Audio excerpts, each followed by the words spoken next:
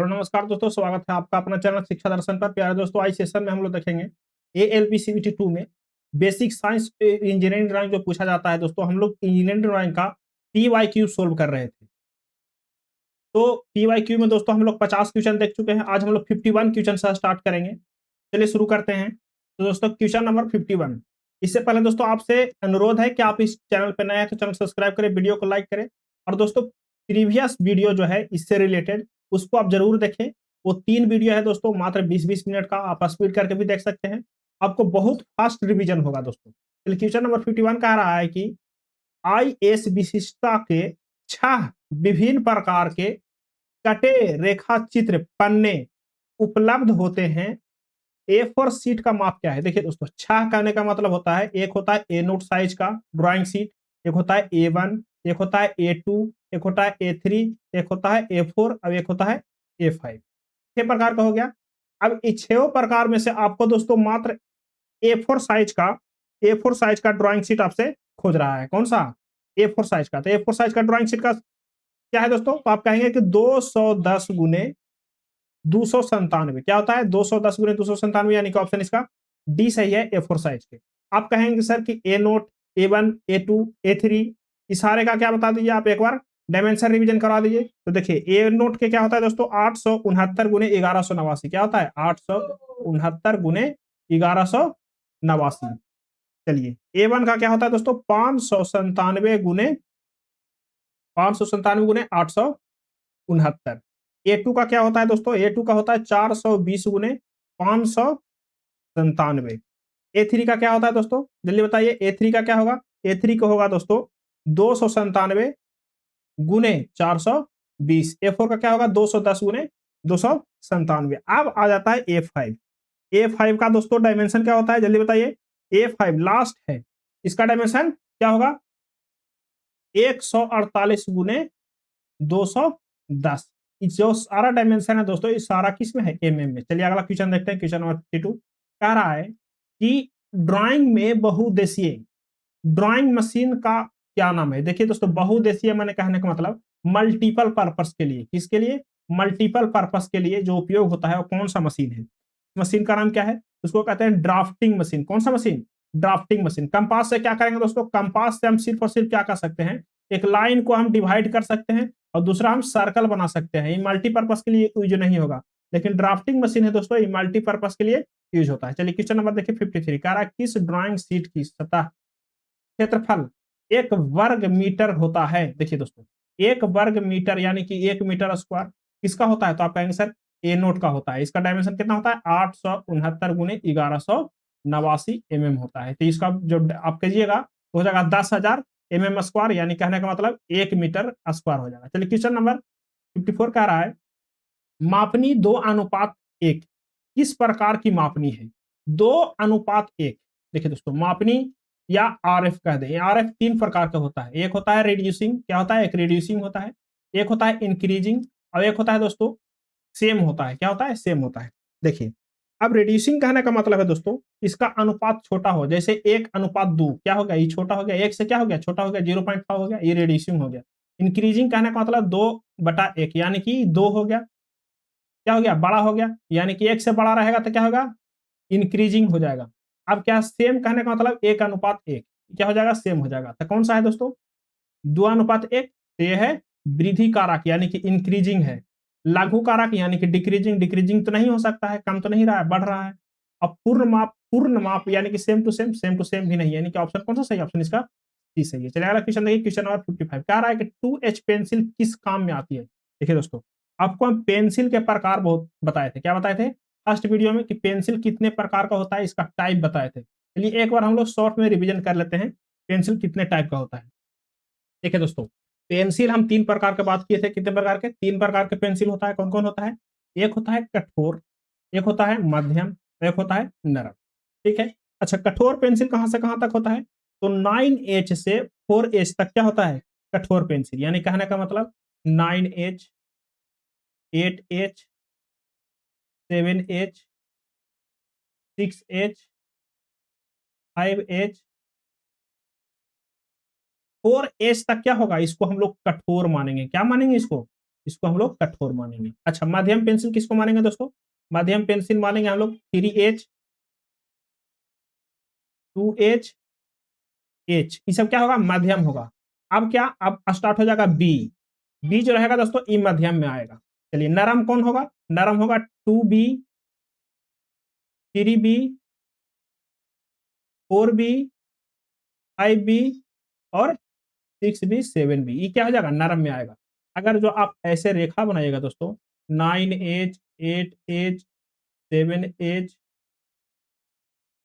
6H, 5H, 4H,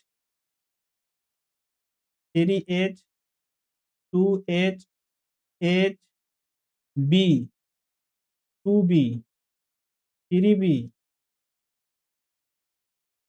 4B, 5B, 7B। देखिए दोस्तों, अगर जो कठोर कह दे तो कहां तक? 4H तक कठोर हो गया। अब यहां से क्या हो जाएगा? नरम हो जाएगा। कहां तक? बी तक।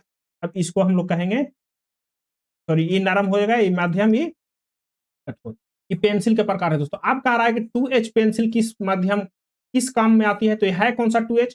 2H के अगर जो कठोर कहेंगे, मध्यम कहेंगे या नरम कहेंगे, तो 2H को हम लोग दोस्तों क्या कहेंगे? मध्यम है। क्या है? मध्यम। तो कह रहा है कि डार्क लाइन खींचने में, डार्क लाइन तो हम किससे खींचेंगे दोस्तों? डार्क लाइन हम खींचेंगे नरम वाला से। डार्क लाइन किससे खींचेंगे? तो नरम वाला से हम लोग डार्क लाइन खींचेंगे। तो डार्क लाइन में तो ये प्रयोग नहीं होगा, डार्क लाइन में तो प्रयोग नहीं होगा। चलिए, क्वेश्चन ऑप्शन बी कह रहा है कि मोटी लाइन खींचने में, मोटी लाइन भी हम लोग किससे खींचेंगे? नरम वाला से खींचेंगे। कम दिखने वाला लाइन खींचने में किसका प्रयोग करेंगे?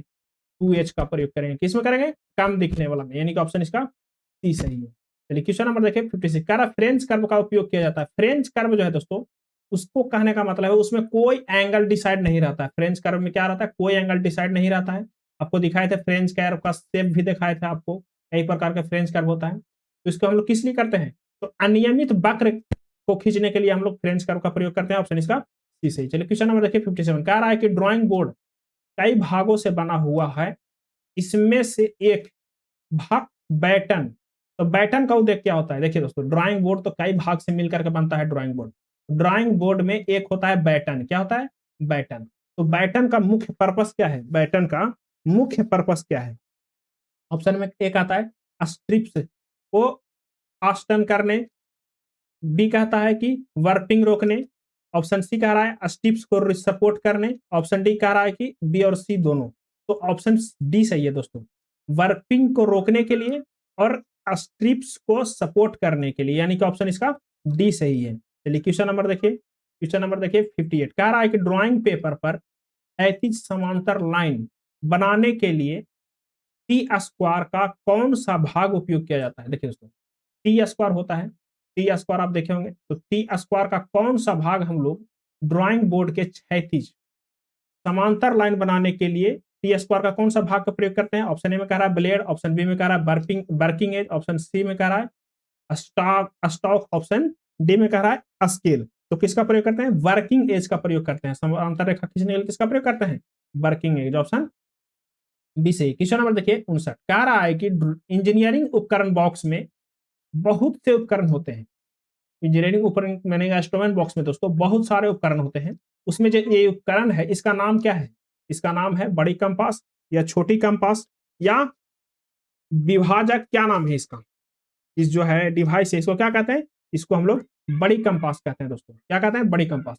दोस्तों, बड़ी कंपास कब बनता है? इसका कोई डायमेंशन होता है दोस्तों, कितना बड़ा डायमीटर जो कवर करेगा तो बड़ी कंपास कहलाएगा।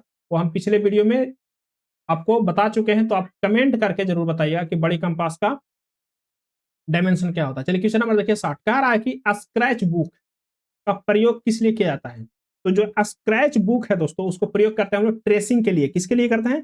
ट्रेसिंग के लिए। ऑप्शन इसका ए सही है। चलिए, क्वेश्चन नंबर देखिए 61, कह रहा है कि ए नोट A1 साइज के ड्राइंग शीट की बॉर्डर की चौड़ाई कितनी होती है? तो ए नोट और A1 साइट है दोस्तों। ए देखिए, अब आता है एगो ए नोट, एक आता है A1, अब आएगा A2, एक आएगा A3, एक आएगा A4। देखिए दोस्तों, अब जो ये दो है ना, दो प्रकार के पेपर आपके पास है, तो उसका बॉर्डर की चौड़ाई जो रहेगा वो कितना रहेगा? वो 20 mm रहेगा। कितना रहेगा? 20 mm रहेगा बॉर्डर की चौड़ाई। अब बाकी इससे जितना भी छोटा रहेगा दोस्तों, उसको बॉर्डर का चौड़ाई कितना रहेगा? 5 mm रहेगा। क्या रहेगा? बाकी 3 का 5 mm रहेगा। चलिए अगला क्वेश्चन देखिए, ऑप्शन इसका कौन सा सही है दोस्तों? ऑप्शन इसका डी सही। चलिए अगला क्वेश्चन देखिए, क्वेश्चन नंबर 62 कह रहा है कि निम्न में से कौन सा समूह सेट स्क्वायर में नहीं है? तो आपको सेट स्क्वायर कितने प्रकार के दिखाई थे दोस्तों? आपको 2 प्रकार के सेट स्क्वायर दिखाए थे, एक 30, 60 और 90 एक सेट स्क्वायर हो गया। एक हो गया 45 और 90 दो सेट स्क्वायर हो गया। अब इसके अलावा कोई सेट स्क्वायर बनता ही नहीं है, यानी कि ऑप्शन ए सही है जो सेट स्क्वायर नहीं है। चलिए अगला क्वेश्चन देखिए, क्वेश्चन नंबर 63 कह रहा है कि ड्राइंग शीट के चारों साइडों पर सेंटर मार्क करने को क्या कहते हैं? ड्राइंग शीट के जो चारों साइड है दोस्तों, उस पर हम लोग सेंटर मार्क करते हैं। क्या करते हैं? उसको सेंटर मार्क करते हैं दोस्तों। क्या कहते हैं? उसको हम लोग मार्जिन कहते हैं। ऑप्शन इसका ए सही है। क्या कहते हैं इसको? मार्जिन कहते हैं। चलिए अगला क्वेश्चन देखिए, क्वेश्चन नंबर 64 कह रहा है कि ड्राइंग शीट की भुजाओं का अनुपात क्या होता है? जैसे मतलब लेंथ अनुपात ब्रेथ, इसका क्या होता है? तो आपको पता है 1:2 होता है। देखिए ए नोट का क्या होता है? ए नोट का होता है 869 गुने 1189। जैसे ही 1189 क्या हो गया? लेंथ हो गया। और 869 क्या होगा? ब्रेथ हो गया। जैसे अनुपात की जाएगा दोस्तों तो 1:2 आ जाएगा। ऑप्शन इसका डी सही है। चलिए अगला क्वेश्चन देखिए, क्वेश्चन नंबर 65 कह रहा है कि ब्रीथ मास्टर पर कितने डिग्री का कोण की माप अंकित होता है? तो ब्रीथ मास्टर पर दोस्तों जब मास्टर रहेगा तो 0 से 360 डिग्री तक अंकित रहेगा। कितना रहेगा? 0 से कितना रहेगा? 360 डिग्री तक अंकित रहेगा।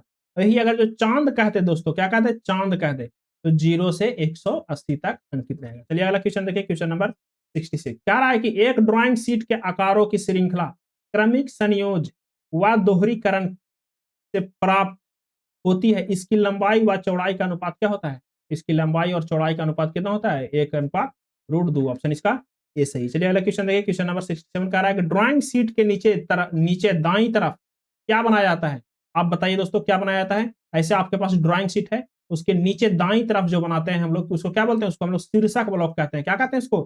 शीर्षक ब्लॉक या शीर्षक कक्ष। इसमें क्या होता है?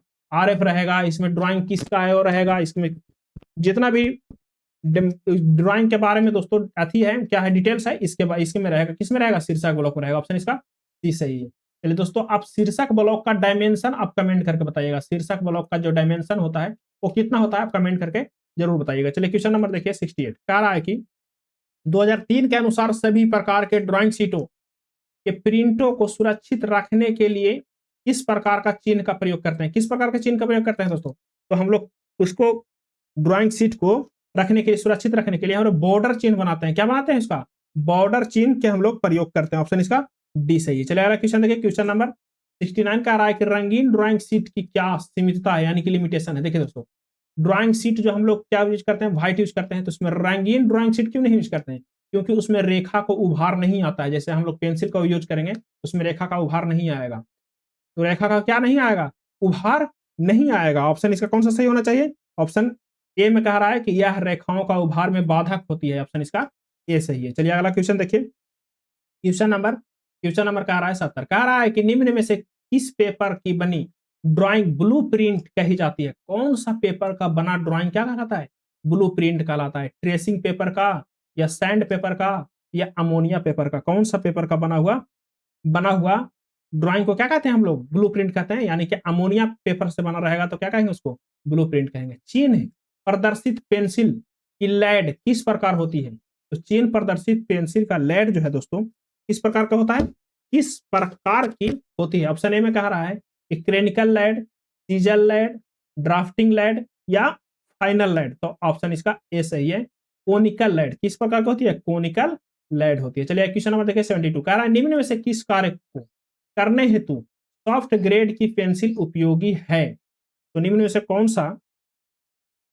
में से किस कार्य करने हेतु सॉफ्ट ग्रेड का पेंसिल, सॉफ्ट ग्रेड रहेगा दोस्तों तो क्या करेगा? गाढ़ा छोड़ेगा। क्या छोड़ेगा? अपना चिन्ह वो थोड़ा सा गाढ़ा छोड़ेगा। कैसे छोड़ेगा? गाढ़ा छोड़ेगा, यानी कि मोटा छोड़ेगा। अब देखिए कह रहा पतली रेखा तो हार्ड वाला, कठोर वाला करेगा। ठीक है, कह रहा गाढ़ी रेखा बनाने में ऑप्शन इसका बी सही है। चलिए सेक्शन रेखा में हम लोग कठोर का प्रयोग करते हैं, हल्का हल्का के। संरचनात्मक वो भी हल्का हल्का करते हैं दोस्तों, क्योंकि संरचना कभी मिटारा भी जाता है। चलिए अगला क्वेश्चन देखिए, क्वेश्चन नंबर 73 कह रहा है कि पेंसिल की नोक में मुख्य संघटक कौन से होते हैं? तो जो पेंसिल का नोक होता है दोस्तों, उस नोक में किस प्रकार के संघटक होते हैं? ग्रेफाइट एवं क्ले, लेड एवं ग्रेफाइट, क्ले एवं लेड, या ऑप्शन डी इनमें से कोई नहीं। तो इसका ऑप्शन जो है दोस्तों, ऑप्शन ए सही है, ग्रेफाइट और क्ले मिक्स रहता है। कौन कौन रहता है? ग्रेफाइट और क्ले मिक्स रहता है। कह रहा है निम्न में से सबसे मुलायम ग्रेड का पेंसिल कौन सा है? आपको हम 9H से स्टार्ट किए थे दोस्तों और 7B पर लास्ट किए थे, तो सबसे मुलायम रहेगा 7B। कौन रहेगा? 7B रहेगा। लेकिन ऑप्शन के अनुसार से चलना है दोस्तों। किससे चलना है? ऑप्शन के अनुसार से चलना है, जो सबसे मुलायम है। तो इसमें देखिए तो दोस्तों कौन सा है? 2B। 2B क्या है? 1B भी है, 2B है, यानी कि 2B इस ऑप्शन के अनुसार सबसे मुलायम होगा। जितना ऊपर बी रहेगा उतना ही मुलायम, जितना ऊपर एच रहेगा उतना कठोर। चलिए ऑप्शन क्वेश्चन नंबर देखिए 75 कह रहा है समांतर रेखाओं की रचना निम्न में से किस उपकरण की सहायता से की जाती है? तो समांतर रेखा दोस्तों, पैरेलल रेखा खींचना है तो किसका प्रयोग करेंगे? मिनी ड्राफ्टर, इससे भी हो जाएगा, टी स्क्वायर इससे भी हो जाएगा, सेट स्क्वायरों की युग्म इससे भी हो जाएगा, यानी कि ऑप्शन डी सही है। चलिए अगला क्वेश्चन देखिए, क्वेश्चन नंबर 76 कह रहा है ड्राइंग में प्रयोग किए जाने वाले विभिन्न उपकरणों के लिए सही मिलान कीजिए। तो बड़ी कंपास का प्रयोग किस लिए करते हैं दोस्तों? तो बड़ी कंपास का प्रयोग करते हैं बड़ा वृत्त बनाने के लिए, ऑप्शन इसका 3 सही है। चलिए डिवाइडर, बड़ा डिवाइडर का प्रयोग करते हैं दोस्तों, तो इसको भी हम लोग करते हैं रेखा विभाजन करने के लिए, यानी कि इसका 4 होगा, तो 1 का 3, 2 का 4। चलिए ऑप्शन बी में मैच कर रहा है, ऑप्शन बी सही है। चलिए 3 में आ जाता है, कह रहा है ऑप्शन सी कह रहा है, सी कह रहा है कि रूलिंग पेन। रूलिंग पेन से क्या मतलब है दोस्तों? तो रूलिंग पेन से इसमें रेखाओं का इंक करने में, और लेड पेंसिल है पेंसिल का लेड रखने में, ऑप्शन इसका बी सही है। चलिए अगला क्वेश्चन देखिए, क्वेश्चन नंबर 27 कह रहा है उस उपकरण का नाम बताएं जिसे छोटी दूरियों का मार्किंग या विभाजन में उपयुक्त होता है। देखिए तो छोटी दूरियों का मार्किंग करना है, विभाजन करना था छोटी कंपास, और बड़ी दूरियों के लिए बड़ी कंपास, ऑप्शन इसका ए सही है। चलिए अगला क्वेश्चन देखिए 78 कह रहा है कि मिनी ड्राफ्टर निम्न में से किस उपकरण के अतिरिक्त बाकी सभी उद्देश्यों को पूरी करता है? तो मिनी ड्राफ्टर जो है दोस्तों, मिनी ड्राफ्टर निम्न में से किस उपकरण के अतिरिक्त बाकी सभी उद्देश्यों की पूर्ति करता है? किसके बजाय दोस्तों? मापनी के, या सेट स्क्वायर के, या प्रोटेक्टर के, या कंपास के? किसका प्रयोग करता है दोस्तों? कंपास का करता है दोस्तों। कंपास का काम नहीं करेगा, कंपास का कार्य नहीं करेगा, बाकी मापनी कार्य कर देगा, सेट स्क्वायर का कार्य कर देगा, प्रोटेक्टर का कार्य कर देगा, लेकिन कंपास का कार्य नहीं करेगा। मिनी ड्राफ्टर से आप सर्कल नहीं बना सकते हैं, तो नहीं बना सकते हैं, ऑप्शन इसका डी सही है। तो बड़ी कंपास से क्या बना सकते हैं? सर्कल बना सकते हैं, लेकिन मिनी ड्राफ्टर से नहीं बना सकते हैं, तो इसलिए कंपास का कार्य मिनी ड्राफ्टर नहीं करेगा। दोस्तों 10 क्वेश्चन और है, तो हम लोग इसको कंप्लीट ही कर लेंगे इस चैप्टर को। क्वेश्चन नंबर देखिए 79 कह रहा है मिनी ड्राफ्टर की दोनों भुजाएं निम्न कोणों पर जुड़ी होती है। तो मिनी ड्राफ्टर की दोनों भुजाएं दोस्तों 90 डिग्री पर जुड़ी होती है। किस पर? 90 डिग्री पर, ऑप्शन इसका बी सही है। कौन सा सही है? ऑप्शन बी सही। चलिए क्वेश्चन नंबर देखिए 79, क्वेश्चन नंबर कह रहा है दोस्तों नीचे दिए गए चिन्हों में फ्रेंच कर्व कौन है? आपको बताया था दोस्तों फ्रेंच कर्व में कोई एंगल नहीं होता है, यानी कि आपको दिख रहा होगा, ऑप्शन सी सही है। ये क्या है? फ्रेंच कर्व है। क्वेश्चन नंबर देखिए 81 कह रहा है प्रोटेक्टर का उपयोग मापने में किया था। प्रोटेक्टर जो है दोस्तों, उसका उपयोग किसका मापने में किया जाता है? डिग्री कोण में, रेडियन कोण में, रेडियन कोण में, या मिनट कोण में, या रेखीय माप, किस क्या करते हैं उसको हम लोग? प्रोटेक्टर जो है उसका प्रयोग किसको मापने में करना है? तो डिग्री कोण में मापने में हम लोग प्रोटेक्टर का प्रयोग करते हैं। क्वेश्चन नंबर देखिए, क्वेश्चन नंबर 82 कह रहा है सेट स्क्वायर टी स्क्वायर की सहायता से अतिरिक्त अन्य सीधी रेखाएं खींचने का प्रयोग होता है। तो क्षैतिज रेखा खींचने के लिए भी प्रयोग करते हैं सेट स्क्वायर। क्वेश्चन नंबर देखिए 83 कह रहा है ड्राइंग बोर्ड विभिन्न भागों से मिलकर बना होता है जिसमें बैटन, तो बैटन का उद्देश्य क्या है दोस्तों? अभी बताया था आपको बैटन का उद्देश्य क्या है, कमेंट करके जरूर बताइए। क्वेश्चन नंबर लिख के ऑप्शन बता दीजिएगा कि ऑप्शन सही है। चलिए क्वेश्चन देखिए, क्वेश्चन देखिए दोस्तों, आप हो गया कंप्लीट। दोस्तों आप इस चैनल पर नए हैं तो सब्सक्राइब करें, वीडियो को लाइक करें। दोस्तों लास्ट तक देखने के लिए बहुत बहुत धन्यवाद। और दोस्तों इसमें फिजिक्स का भी यूथ कंपटीशन का बुक का रिवीजन कराया हुआ है दोस्तों, आप उसको भी जाकर के देख सकते हैं। चलिए मिलते हैं नेक्स्ट वीडियो में। वन लाइनर रहेगा दोस्तों, इसी चैप्टर का वन लाइनर रहेगा।